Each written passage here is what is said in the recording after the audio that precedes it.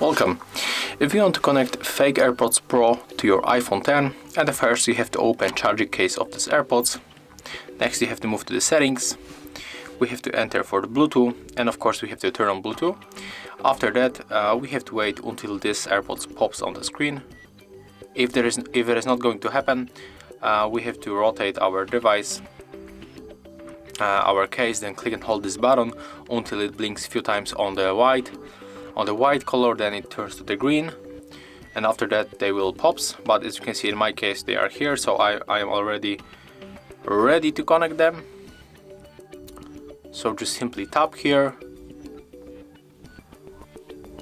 and as you can see right now they are connected. So when we put this AirPod to our ear like that, we can hear this characteristical sound.